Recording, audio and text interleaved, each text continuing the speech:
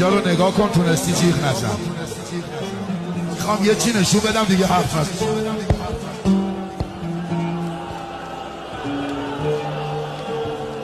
این آب جوش ریخته روش، دستش سوخته. یه جا خوندم تو شام از بالا پشت بون آب جوش ریختم روش.